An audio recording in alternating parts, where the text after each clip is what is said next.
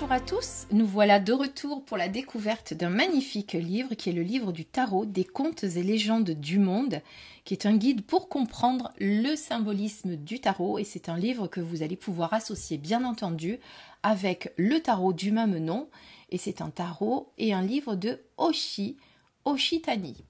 Alors, je n'ai pas la chance d'avoir le tarot qui correspond à ce livre, puisque ce sont les éditions Vega, qui est une marque du groupe Très Daniel, qui m'ont envoyé le livre. Donc, je n'ai pas le tarot. Mais honnêtement, le livre est tellement beau, j'ai trouvé que les cartes étaient tellement bien expliquées que je pense que je vais me procurer le tarot. Que vous soyez débutant ou expérimenté, vous tenez entre vos mains le livre indispensable pour mieux comprendre la magie du tarot et percer ses mystères. Grâce à l'analyse des archétypes, aux exercices inédits et aux rituels guidés, vous apprendrez mieux à vous connaître et vous développerez facilement votre intuition. Ouvrez ce magnifique écrin et découvrez les 78 arcanes du tarot et symboles associés, des pages dédiées pour noter vos tirages et suivre votre évolution, des tirages et rituels pour approfondir votre connexion au tarot. Connecté à l'énergie du coffret du tarot du Contes et légendes du monde de la même auteure, ce livre est sublimé par des illustrations colorées et poétiques qui vous guideront à travers le symbolisme universel des arcanes. Véritable allié dans votre cheminement, il vous offre un merveilleux voyage intérieur, tout en douceur et en bienveillance. C'est un livre que vous allez pouvoir retrouver au prix de 19,90 €. Alors, Oshi, c'est une dame, vous l'aurez compris. Alors, on ouvre cette petite merveille. Donc, vous avez tout d'abord, les pages de garde, on a l'habitude. Ici, un petit avant-propos.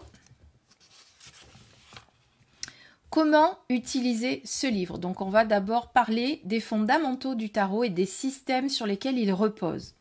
Ensuite, vous allez vous intéresser aux liens que vous avez avec une carte particulière et comment vous allez pouvoir interagir avec elle. Comprendre le tarot. Ensuite, on va parler des arcanes majeures, des coupes, des suites, des deniers et des bâtons pour la suite des mineurs. On va vous parler également de la correspondance numérologique, les cartes de cours qui sont ici, les cartes à l'envers. Et ensuite, on va vous parler. Alors là, on parle de suite de la folle et non pas le fou, pour changer. Donc cette carte est un petit peu à part puisqu'il s'agit de la carte 0, celle qui n'a pas d'identité, de numéro comme on dit, que vous allez pouvoir placer soit au début en 0, soit à la fin en numéro 22. Donc vous avez tout d'abord les mots-clés qui représentent cette carte, le symbolisme, avec la sirène, le poisson rouge et le château sur une colline. Tout est décrypté. Et ensuite, les réflexions que vous allez vous faire grâce à des questions. Pardon, il y a le soleil aussi. Suis-je prêt à avancer, quelles que soient les conséquences? Comment puis-je être plus joueur? Comment pourrais-je faire plus confiance à mes instincts? Que m'inspire l'enfance? Comment pourrais-je être plus ouvert aux possibilités? Voilà. Et ensuite, vous avez une petite référence ici. Danemark, conte de fées, le fou ou la folle représente le désir de se lancer dans l'inconnu avec joie et abandon. Les mots-clés. Alors, là, en fait, on vous explique comment vous allez faire vos petits tirages. Enfin, notez vos petites notes, puisque vous allez le voir. Pour chaque carte, vous avez une plage blanche à côté où vous allez vous amuser à écrire ce que vous souhaitez. Ici, par exemple, vous avez pu noter que vous avez tiré cette carte le 15 février et le 20 mai dernier. Qu'est-ce qu'elle vous fait penser, cette carte? Quand je vois cette carte, je pense toujours au chien de mon enfance, Rascal, qui se mettait toujours dans d'incroyables pétrins. Si le fou persistait dans sa folie, deviendrait sage. Ça, c'est pas un proverbe, mais une phrase de William Blake. Ensuite, vous pouvez noter vos propres mots-clés. Si vous aimez voir cette carte dans un jeu ou pas, si elle vous effraie, parce que ça, il y a chacun aussi à son interprétation. Donc du coup, voilà, c'était vraiment un exemple que l'on vous donnait. Et là, vous allez faire marquer vos propres notes, faire vos propres réflexions. C'est ce qu'on appelle aujourd'hui faire du journaling. Voilà, parce que c'est très à la mode de le dire à la manière anglaise, disons-le à l'anglaise. Donc vous allez chaque jour étudier une carte peut-être en fonction de celle que vous aurez tirée et de marquer vos propres notes. Donc vous avez ceci pour chaque carte. Voilà. Donc là vous voyez, on a fini les majeurs, on passe aux mineurs. On a exactement la même chose pour toutes les mineures. Vous voyez que les cartes sont magnifiques. Hop, hop, hop, hop, hop. Et ensuite, vous avez des tirages et des suggestions de rituels. Donc, une petite méditation, le tirage que vous pouvez faire quotidiennement, le tirage à 3 cartes, le tirage à 5 cartes, la croix celtique à 10 cartes,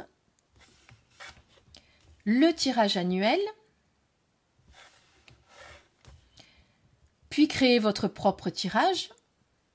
Et là, on va vous aider pas à pas à comment le faire. Les associations musicales que vous pourriez faire, qui vous évoquent l'essence de la carte, ou associer cette carte à une personne célèbre à qui elle vous fait penser.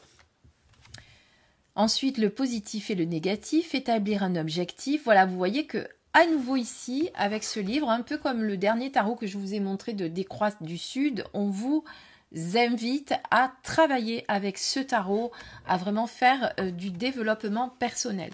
Alors moi, je n'ai pas, par exemple là vous allez noter vos ressources. Moi je n'ai pas le tarot pour faire un tirage, mais par contre on peut le faire avec le livre, vous allez voir ça. Parce qu'il faut toujours se... Moi j'aime bien trouver toujours des idées. Alors, le tirage quotidien, c'est une manière de se familiariser avec un jeu de cartes et de réveiller votre intuition en faisant un tirage quotidien. Donc, on va tirer une carte le matin avant de faire quoi que ce soit d'autre, par exemple, pour clarifier votre esprit. Enfin, pour clarifier votre journée et savoir comment elle va se passer, pardon. Donc, vous allez d'abord clarifier votre esprit, mélanger vos cartes et tirer une carte. Donc, cette carte sera votre intention du jour. Alors, on va faire un exemple, puisque comme je vous dis, je n'ai pas le tarot. Donc,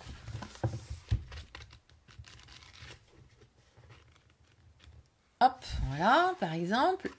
Et j'ai tiré la tour. Super. La tour, il y en a beaucoup de personnes qui ne l'aiment pas. Alors, la tour, c'était autrefois le symbole de sécurité, de sûreté. Cette tour représente désormais la faiblesse cachée.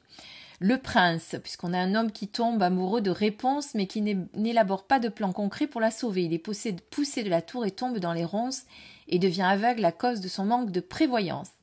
Ensuite, vous avez réponse. Une jeune femme captive d'une sorcière dans une tour, elle ne fait aucune prévision pour son futur, elle est poussée de la tour et accouche seule dans le désert.